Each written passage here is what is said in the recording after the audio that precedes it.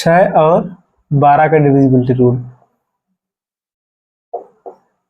कैसे है? सबसे पहले देखो 6 का जो 6 है, 6 को हम यहाँ पर डिवाइड कर सकते हैं दो फॉर्म में, कि यहाँ पर 6 को हम डिवाइड कर सकते हैं दो में, कि 2 गुणे में 3।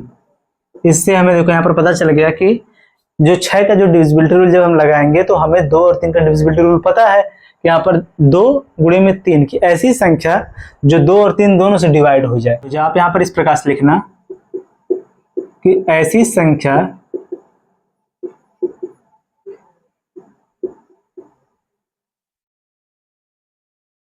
जो 2 और 3 से डिवाइड हो जाए, वह जो संख्या रहेगी वह 6 से क्या होगा? डिविजिबल होगा। सेम इसी प्रकार से अगर आप यहाँ पर लिखो 12, तो 12 जो है यह हो जाएगा आपका 3 गुणे में 4। तो इसको भी लिख लो आप कि ऐसी संख्या जो 3 और 4 से डिवाइड हो जाए। अगर वह 3 और 4 से डिवाइड हो गया तो वह 12 से भी क्या होगा? पूरा पूरा डिविजिबल होगा। चलो इस पर हम एग्जांपल लेके इसको समझते हैं।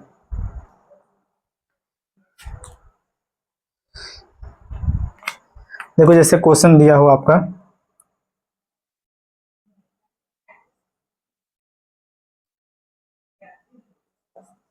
पहला यह हो गया, इसको हमें डिवाइड करना है 12 से, ठीक।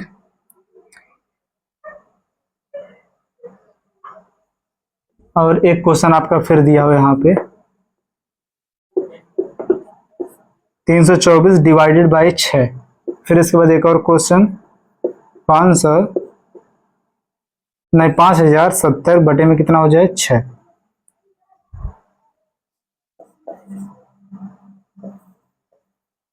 बयासी 25 भागे कितना हो जाए? 12। चलो देखो 4 क्वेश्चन यहाँ पर दिया है। अब देखो जो यहाँ पर पहला क्वेश्चन यहाँ पर कितना है? 324 बटे में कितना है? 6। जब 324 बटे में 6 है तो 6 को हम लिख सकते हैं 2 गुणे में 3। 3 का डिविजिबिलिटी रूल क्या होता है? सबको ऐड करेंगे, 3 से डिवाइड करेंगे। देखो कितना हो जाएगा यहाँ पर? 3 2 5 5 4 9। इसका मतलब जो यहाँ पर संख्या है यह सब क्या है? 3 से डिविजिबल है। अब देखो 2 से चेक करो, 2 से जो लास्ट वाली संख्या है डिविजिबल। इसका मतलब जो ये संख्या दिया है 4 से क्या 6 से क्या होगा? डिविजिबल होगा। 6 से अब इसको डिवाइड करेंगे तो कितना होगा? इसको भी दो फॉर्म में तोड़ दो। 2 गुणे में कितना हो जाएगा? 3।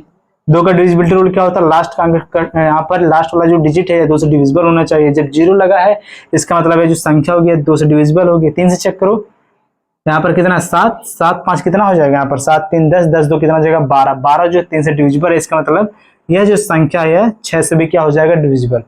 सबको हम ऐड करके डिवाइड करें। देखो 7 और 6 कितना? देखो 7 और 5 कितना हो जाएगा? 12। 12 को जब हम डिवाइड करेंगे 3 से तो यह 3 से कट जाएगा।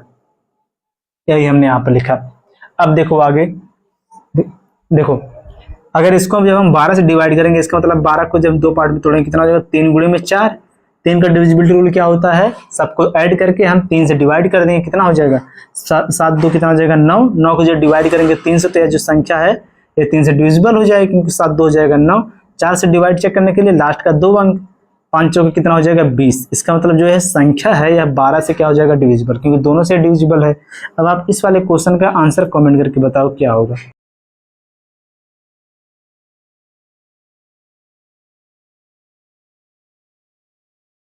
इसका आंसर आप लोग बता दो कमेंट करके क्या होगा। जैसे आपका 2 4 और 8 का था, सेम इसी प्रकार से आपका 5 25 और 125 का डिविजिबिलिटी रूल है। देखो कैसे, साथ में इसको आप लोग नोट कर लेना। देखो 5 का पावर कितना है? 1 है। इसका मतलब देखो पहले 5 लिखो आप, फिर 5 का पावर कितना है? 1 है। फिर 25 लिखो, 25 लिखोगे तो 5 का पावर कितना हो जाएगा? 2। 125 लिखोगे तो कितना हो जाएगा? 5 की पावर 3। इसका मतलब यहाँ पर हो जाएगा लास्ट डिजिट अगर 5 से डिवाइड है तो वह संख्या 5 से डिविजिबल होगा। लास्ट 2 डिजिट अगर 25 से डिवाइड होगा तो वह संख्या क्या होगा, वह संख्या 25 से डिविजिबल होगा। और लास्ट 3 डिजिट अगर 125 से डिवाइड होगा तो इसका मतलब जो संख्या होगी वह 125 से भी डिविजिबल होगा। सेम इसी प्रकार से आप इसको भी समझ सकते हो। ठीक, इसका एग्जांपल नहीं दिया जाएगा, इसको आप डायरेक्ट नोट कर लेना। आप चेक कर लेना, कोई भी संख्या लेके, बड़ी से बड़ी संख्या और छोटी से छोटी संख्या लेके उसको 5, 25 और 125 से डिवाइड करोगे तो वह आसानी से डिवाइड हो जाएगा। कैसे? 5 से डिविजिबल, 5 का डिविजिबिलिटी रूल क्या है कि अंतिम वाला अंक अगर 5 से भाग हो गया, 25 से क्या हो जाएगा, अंतिम दो अंक अगर 25 से डिवाइड हो गया, अंतिम 3 अंक अगर 25 से डिवाइड हो 125 से डिवाइड हो गया तो यहाँ पर कितना हो जाएगा, वो 125 से डिविजिबल हो जाएगा। इसको आप लोग नोट कर लो।